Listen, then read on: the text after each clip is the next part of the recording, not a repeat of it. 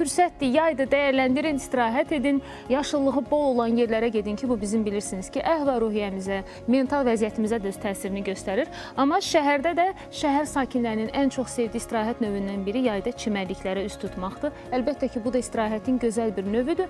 Amma müəyyən məqamlar var ki, bunlara diqqət etmədikdə çox təəssüf ki, istirahətimiz faciə ilə nəticələnə bilir və çox təəssüf ki, belə hallar hər yay yaşanır. Və bax, bu kimi halların yaşanmaması üçün ümumiyyətlə təhlükəsizlik qaydaları nələrdir və bunlara necə diqqət etməliyik, bu haqda danışacağıq. Təhlükəsizlik üzrə ekspert qonağımız var. Orxan Musayev bizimlə birlikdədir. Xoş gəldiniz Orxan bəy. Xoş gördük. Sizinlə bir çox mövzular haqqında danışmışıq. Təhlükəsizlik halları, ən həssas məsələlər, nələrə diqqət etməliyik, övladlarımıza hansı yaşda, hansı məlumatları verməliyik və yay mövsümü olduğu üçün bu dəfə də çimərliklərdə təhlükəsizlik qaydasından danışacağıq. Xoş gəlmişsiniz. Və ümumiyyətlə Orxan bəy, mövzuya istərdim belə başlayaq. Çimərliklərdə, dənizdə ən çox rast gəlinən təhlükələr nələrdir və ümumiyyətlə bunun qarşısını biz özümüz necə ala bilərik? Xoş gördük. Dəvətinizə görə təşəkkürümü bildirirəm. Bizi izləyən tamaşaçıları salamlayıram. Həqiqətən də çimərlik mövsümünün gəlişi ilə əlaqədar insanların ən çox üz tutduğu istirahət növlərindən biri çimərlikdir. Bu çimərliyə insanlar istirahət və ya idman məqsədi ilə təşrif buyururlar. Lakin çimərlikdə təhlükəsizlik qaydalarına əməl olunmazsa, bu istirahət, bu idman bədbəxt hadisələrlə nəticələnə bilər. Təcrübə də onu göstərir ki, təyin olunmamış çimərliklərdən istifadə və yaxud çimərliklərdən istifadə edərkən müəyyən olunmuş həddən, müəyyən olunmuş dərinlikdən daha çox məsafəyə getdikdə xəsarət halları, bədbəxt hadisə halları qeydə alınır. Lakin burada bir sıra nüanslar var. Ümumiyyətlə, çimərliyə getməmişdən öncə çimərliyin seçilməsi zamanı artıq təhlükəsizlik qaydalarının tələbləri nəzərə alınmalıdır. Belə ki, nəzarət olunmayan, yəni çimərlik üçün istifadəyə yararlı olmayan çimərliklərdən istifadə olunmamalıdır. Yəni həmən çimərliklərə gedilməməlidir. Bu birbaşa təhlükə deməkdir. Təbii ki, insanlar həmən nəzarət olunmayan çimərliklərə üz tutanda bunu bilməlidirlər ki, hər hansısa bir boğulma halı baş verərsə, onların imdadına, köməyinə heç kim çatmayacaq. Yəni bu fakt təkcə kifayət edir ki, nəzarət olunmayan çimərliklərdən və yaxud çimərlik məqsədi ilə nəzərdə tutulmayan su hövzələrindən, kanallardan istifadə olunmasın. Çünki bugün gündəlik statistikaya baxdıqda biz görürük ki, boğulma halları təkcə çimərliklərdə qeydə alınmır. Bundan əlavə, yeniyetmələr, azyaşlılar tərəfindən su hövzələrində, su kanallarında belə boğulma halları qeydə alınır. Və biz bu haqda efirimiz ərzində çox danışırıq. Fövqəladə Hallar Nazirliyinin maarifləndirici çarxlarını da təqdim edirik. Amma çox təəssüf ki, yeniyetmələr, gənclər, uşaqlar yaşlarının çılğın dövründədirlər. Valideyndən xəbərsiz, nəzarətsiz bəzən bunu eləyirlər və dediyimiz kimi faciə ilə nəticələnir. Çimərlik seçimindən artıq bizim çimərlikdəki istirahət növü zamanı hansı təhlükəsizlik qaydalarına istirahət etməyimiz, daha doğrusu diqqət etməyimiz məlum olur. Nə qədər diqqət etsək də Orxan bəy, boğulma halları varsa, boğulma təhlükəsi varsa, yanımızdakı insana biz necə kömək etməliyik? Bu çox vacib bir məqamdır. Çünki çox təəssüf bəzən görürsünüz, dostuna kömək etmək istəyərkən özü boğuldu, yanında tanımadığı bir insana boğulma hallarında kömək etmək istəyirdi, hər ikisinin ölümü ilə nəticələndi, daha da bədbəxt hadisəyə səbəb olmadan boğulan insana necə kömək etməliyik? İlk vacib diqqət etməli məqam nələrdir? Bugün nəzarət olunan çimərliklərə çağırışın məqsədi ondan ibarətdir ki, nəzarət olunan çimərliklərdə hər hansısa bir boğulma halı baş verərsə, dərhal çimərlikdə xilasedicilər tərəfindən müdaxilə olunur. Və statistikalar onu göstərir ki, nəzarət olunan çimərliklərdə bu günə qədər bir nəfərin belə ölüm faktı qeydə alınmır. Çünki artıq operativ müdaxilə öz sözünü deyir. Lakin nəzarətsiz çimərlikdə bu müdaxilə yoxdur. Hətta mən sizə deyərdim ki, nəzarətsiz çimərliklərdə ümumiyyətlə ətrafda insanlar belə olmur. Yəni, insanlar nəzarətsiz çimərliyə daxil olmaq məqsədi ilə getdikdə orada təhlükəsizlik lövhələrinin, nişanlarının tələblərinə riayət edərək geri dönməlidirlər. Çünki orada təhlükəsizlik nişanlarında çimərliyin, yəni nəzarətsiz çimərliyin insan həyatı üçün aşıladığı təhlükə göstərilibdir. Günü bugün gündə demək olar ki, nəzarətsiz çimərliklərdə, su hövzələrində və kanallarında boğulma halları qeydə alınır. Yəni bu bariz nümunədir ki, yalnız nəzarət olunan çimərliklərdən istifadə olunmalıdır və öncədən insanlar çimərlik seçimi edərkən mütləq orada xilasedicilərin mövcudluğunu bilməlidirlər. Burada nüans ondan ibarətdir ki, bəzi çimərliklərdə deməli nəzarət olunan çimərliklərdə təbii ki, xilasedicilər mövcuddur. Qaydaların tələbləri onu bildirir ki, çimərlik operatorları tərəfindən çimərlikdə həm təmizlik işləri, bu təmizlik işləri çimərliyin su səthində, yəni alt qatında insanların ayağına dəyə biləcək daş, qaya, kəsici alət, kəsici əşyaların tam təmizlənməsindən söhbət gedir. Bundan əlavə olaraq çimərliklərdə zərərvericilərə, həşəratlara, gəmiricilərə qarşı mütəmadi olaraq dezinfeksiya, dezinseksiya, deratizasiya tədbirləri görülməlidir. Bu tədbirlər görülərsə, artıq bizim qeyd etdiyimiz zərərvericilər və həşəratların ora daxil olmasının qarşısı qismən alına bilər. Yəni, bu öhdəliklər çimərlik operatorları tərəfindən icra olunmalıdır. Bundan əlavə olaraq, çimərlik operatorları özləri xilas edicilərin kurslara, təlimlərə cəlb edilməsini təşkil etməlidir. Çünki məlum məsələdir ki, dövlət qurumunda insan sayı məhduddur və bütün çimərliklərə nəzarət qeyri-mümkündür. Yəni, orada olan insan sayısı ilə müqayisə etsək, bu səbəbdən də çimərliklərin təşkili zamanı çimərlik operatorları müəyyən ixtisaslaşmış təlim mərkəzləri ilə əlaqə saxlayıb, bu şəxslərin təlim keçməsini təşkil eləməlidir. Çünki xilasedicilər peşəkar və səriştəli şəxslər olmalıdırlar ki, hər hansısa bir hadisə baş verəndə dərhal müdaxilə edə bilsinlər. Bəli. Həm xilas etmə, həm də ilk yardımı yəqin. Xilas etmə və ilkin yardımın təşkili ilə bağlı həkim briqadası cəlb edilməlidir. Bu mütləq tələbdir. Yəni, bu tələbin olmaması artıq insanların həmən çimərlikdən istifadə etməməsinə gətirib çıxartmalıdır. Bəli, insanlar o çimərliklərdən istifadə etməməlidir. Çünki burada çimərlikdə təkcə boğulma halları əsas prioritet məsələ deyil.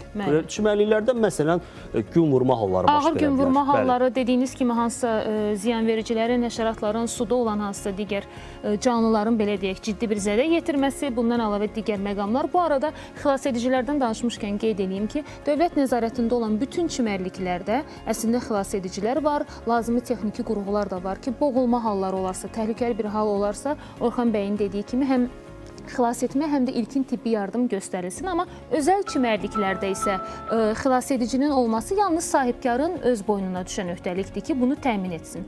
Və burada isə bizim öz məsuliyyətimizdir ki, getdiyimiz çimərlikdə diqqət eləyək. Xilasedicilər ümumiyyətlə var, yoxsa yoxdur və yaxud da ola bilər ki, xilasedici adı ilə sadəcə hansısa bir insan təyin olunub. Amma dediyiniz o məqamları bilir ya yox, bu da çox önəmli bir məsələdir.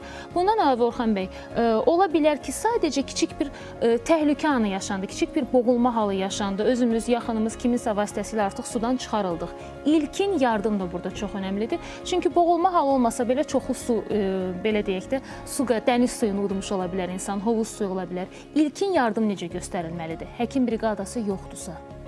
Çimərlik operatorları barədə bir məqamı qeyd edeyim. Özəl çimərliklər barədə məsələyə siz toxundunuz. Ümumiyyətlə, ölkəmizdə su obyektlərindən idman və istirahət məqsədi ilə istifadə qaydaları təsbit olunubdur. 1998-ci ildə bu qərar qəbul edilibdir. Yəni, istər çimərliklərin təşkili, istərsə də çimərliklərdə təhlükəsizlik qaydalarının tətbiqi həmən qaydaların tələbləri əsasında icra olunur. Lakin bu qaydadan sonra, yəni 1998-ci ildən sonra çimərlikdən istifadə və çimərliklərin təşkili baxımından yeni bir qaydalar və normativlər müəyyən olunmuyubdur. Çünki çimərlik operatorlarının çimərlikdə xilasedicilər və həkim cəlb etmə öhdəliyi var. Bəzən bu öhdəliklər özəl sahibkarlar tərəfindən yerinə yetirilmir. Bu halda artıq yerində müəyyən qurumlar tərəfindən tədbirlər görülmür. Yəni, bəzən elə təhlükələr var ki, o təhlükələrin aradan qaldırılması üçün dərhal yerində operativ tədbir görülməlidir. Ancaq qaydalarda olan müəyyən ziddiyyətlər bu tədbirlərin dərhal görülməsinə imkan vermir. Ona görə də beynəlxalq normalara uyğun Yəni çimərliyin təşkil olunması zamanı yalnız xilasedicilər və həkim briqadası, bundan əlavə su səthinin tamamilə Təmizlənməsi. insanlara zərər verə biləcək əşyalar və alətlərdən təmizlənməsindən sonra artıq çimərliyin tam istifadə olunmasına icazə verilməli. Lakin bundan sonra mütəmadi monitorinqlər həyata keçirilməlidir. Çünki bəzən çimərlik mövsümü başlayarkən çimərliyin tam normalara uyğunluğu müəyyən olunur. Sonrakı müddətlərdə nəzarətsiz saxlanılır. Bu da öz növbəsində insanların həyatına təhlükə yarada bilər. Ona görə də çimərliklərdə mütləq monitorinq və yoxlama işləri davamlı şəkildə aparılmalıdır. Çimərliklərdə biz qeyd etdik ki, hər hansısa bir boğulma halı baş verərsə, xilasedicilər tərəfindən dərhal müdaxilə olunur və paralel ilkin tibbi yardım göstərilir. Lakin biz özümüz hər hansısa bir boğulma halının şahidi olsaq yanımızda, ilk olaraq xilasedicilərə bu barədə çağırış etməliyik, məlumat verməliyik ki, xilasedicilər bu barədə daha operativ müdaxilə etsinlər. Zaten xilasedicilərin əyləşmə yeri elə təşkil olunub ki, dənizdə, bəli, çimərlikdə hər hansısa bir kiçik bir boğulma halı baş versə belə, dərhal onlar bunu müşahidə edib, dərhal operativ müdaxilə edə bilərlər. Bəli, amma yenə də insanlar ayıq-sayıq olmalıdırlar. Bir-birlərinlə maarifləndirici söhbətlər aparmalıdırlar. Suda daha dərin qata getməmə barədə bir-birlərinə xəbərdarlıq etməlidirlər. Yəni, orada təhlükəsizlik həddi müəyyən olunub, xüsusi baryerlər yerləşdirilir. Yəni, həqiqətən bəzən ola bilər ki, dostlarımızla, ailə üzvlərimizlə getdiyimiz istirahətdə bizi sudan çıxarmaq üçün gələn yaxınımızın boğulmasına səbəb ola bilərik. Bizim həyatımızı xilas etmiş ola bilər, amma bir ailə faciəsinə səbəb olmuş ola bilərik. Su obyektlərindən istirahət və idman üçün istifadə qaydalarında göstərilib ki, uşaqlar üçün təşkil olunan çimərliklərdə xüsusi baryerlər daha az həddə qoyulmalıdır. Yəni 0.4-0.5 metr maksimum hədd müəyyən olunur və uşaqlar üçün yalnız bu hədd olan çimərliklərin istifadəsi icazə verilir. Təəssüf ki, bu qaydalar tam şəkildə ölkəmizdə tətbiq olunmasa belə, buna mütləq valideynlər tərəfindən nəzarət olunmalıdır. Yəni, ümumi istifadə olunan çimərliklərdə müəyyən olunan hədd ki var, uşaqların, azyaşlıların təbii ki, o həddə qədər yaxınlaşması belə mümkün deyil. Ona görə də uşaqlar üçün ayrı hədd olan çimərliklər təşkil olunmalı. Amma çox təəssüf ki, valideynlər biraz bu mövzuda da həssas davranmırlar. Hətta nəzərə alsaq ki, Bakı küləklər şəhəridir, Xəzər dənizimiz çox dalğalıdır. Çox təəssüf ki, valideyn arxayın olur ki, mən yanındayam, uşağı heç nə olmaz. Amma dalğalı dənizdə siz təhlükəsizlik eksperti olaraq vurğulasanız çox yaxşı olar. Yəqin ki, bu da ciddi bir təhlükədir. Az yaşlılar üçün, uşaqlar üçün. Təbii, az yaşlılar daimi olaraq valideyn nəzarət altında olmalıdır. Bunu qaydalar da təsbit eləyir. Yəni, az yaşlı və uşaqların bir an belə nəzarətsiz saxlanılması artıq bədbəxt hadisələrin baş verməsinə bir yol açır. Ona görə də valideynlər daim həm özləri təhlükəsizlik qaydalarının tələblərinə riayət etməli, təhlükəyə yol aça biləcək addımlara yol verməməlidirlər. Bundan əlavə, az yaşlıları və uşaqları daim öz yanlarında saxlamalıdırlar. Yəni, az yaşlıları tək başına çimərliyə buraxmaq artıq az yaşlının həyatına risk deməkdir. Bundan əlavə az yaşlılar da gün vurmaya daha tez məruz qalırlar. Təhlükəsizlikdən danışırıqsa, xüsusi dəniz geyimləri hansı ki, dəri səthini mümkün qədər qoruyur və papaq dənizdə olduğumuz müddətdə mütəmadi uşaqlara su qəbulu kimi vacib əsas məqamları da gözdən qaçırmayaq, mütləq nəzər alaq. Orxan bəy, mütəmadi biz efirimiz ərzində istənilən mövzuda təhlükəsizlik qaydalarına bilirsiniz. Yer veririk, siz də çox sıx qonağımız olursunuz və düşünürük ki, bu maarifləndirmə söhbətləri işə yarayar və bu kimi hallar deməzdim ki, heç vaxt olmayacaq, amma ən azından minimum enər. Ona görə də məhz çimərlik mövsümündə təhlükəsizlik qaydaları haqqında son olaraq hansısa bir yekun fikriniz varsa, zəhmət olmasa deyərdiniz. Söhbətimizi yekunlaşdıracağıq burada.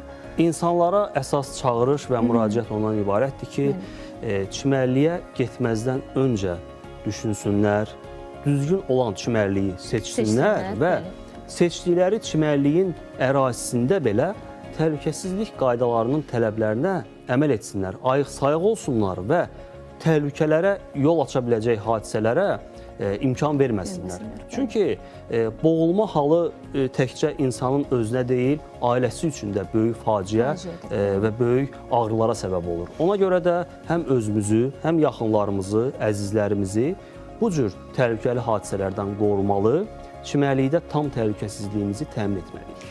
Çox sağ olun Orxan bəy, təşəkkür edirəm. Qeyd edeyim ki, qonağımız təhlükəsizlik üzrə ekspert Orxan Musayev idi və düşünürəm ki, bu mövzuda bütün vacib məqamları dilə gətirmiş oldunuz.